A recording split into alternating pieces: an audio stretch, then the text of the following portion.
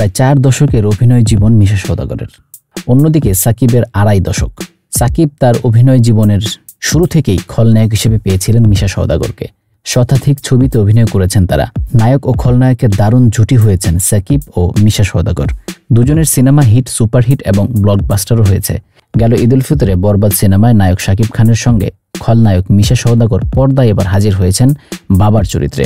যারা ছবিটি দেখেছেন তারা এক বাক্যে আরিয়ান মির্জা অর্থাৎ শাকিব খান ও আদিব মির্জা অর্থাৎ মিশা সওদাগর এই দুজনের উপস্থাপন উপভোগ করেছেন।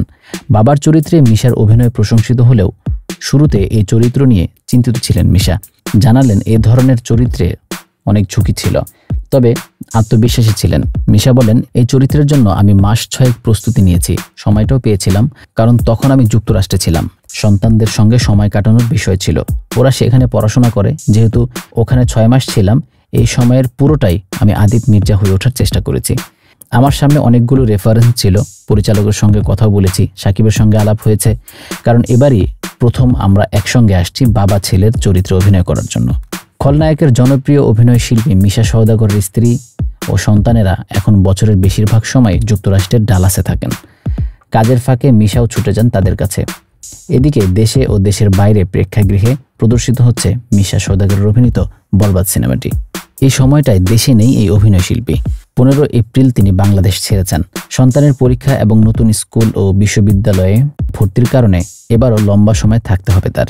সবকিছু গুছিয়ে নিতে আগামী ঈদুল আজহা পর্যন্ত লেগে যেতে পারে। এরপর দেশে ফেরার চিন্তা রয়েছে তার। দেশের পাশাপাশি দেশের বাইরের প্রেক্ষাগৃহেও এখন প্রদর্শিত হচ্ছে বরবাদ। যুক্তরাষ্ট্রের বিভিন্ন প্রদেশে ছবিটি প্রদর্শিত হলেও ডালাসে এখনও ছবিটি দেখানো হচ্ছে না। সেখানকার প্রেক্ষাগৃহে মুক্তি পেলেই পরিবার নিয়ে দেখার জন্য উদ্গ্রীব হয়ে আছেন জানালেন মিশা সওদাগর। বরবাদ ছবিতে আমি কয়েকটি গেটআপে হাজির হয়েছি। সব মিলিয়ে সেখানে আমাকে তৈরি হতে হয়েছে। ভয়েস মডুলেশন নিয়ে কাজ করতে হয়েছে। আমাকে সাধারণত অন্য সব ছবিতে দেখা যেত, কিন্তু এখানে একেবারে অন্যরকম ছিল। ছবিতে আমি সাকিবের বাবা, এমন চরিত্রে আমি আগে কখনো অভিনয় করিনি। সাকিব হচ্ছে ইন্ডাস্ট্রির বরপুত্র, ওই সন্তানের বাবা হয়েছি। পর্দায় কি তৈরি হবে সেটা সর্বাক্ষণিক আমার মাথায় কাজ করত। বাবা যদি কোনোভাবে ব্যর্থ হয় তাহলে সন্তানের কি হবে? আমার ক্যারিয়ারেরও সমস্যা তৈরি হবে, মানুষ লেখালেখি করবে। আমি তাই খুব চিন্তায় ছিলাম। সাকিবের সঙ্গে বোঝাপড়ার বিষয়টা নানা হিসাব নিকাশে তৈরি করেছি। আমার সারা জীবনের অভিনয়ের অভিজ্ঞতা এই ছবিতে কাজে লাগিয়েছি। কথা প্রসঙ্গে মিশা আরও বলেন, এই ছবিতে অভিব্যক্তি আর অভিব্যক্তি, সংলাপ থেকে অভিব্যক্তি ছিল বেশি। আমার চোখে যে পানি ছিল তা কিন্তু গ্লিসারিনের ছিল না, একেবারে ন্যাচারাল ছিল।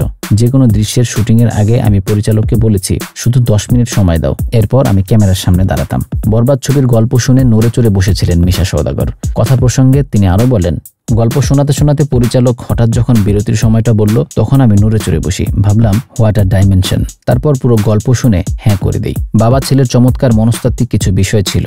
দর্শকরা দেখি এখন বাবা ছেলে নিয়ে কথা বলছে। মনে হচ্ছে চ্যালেঞ্জিং ও ঝুঁকি সুন্দরভাবে মোকাবেলা করতে পেরেছি।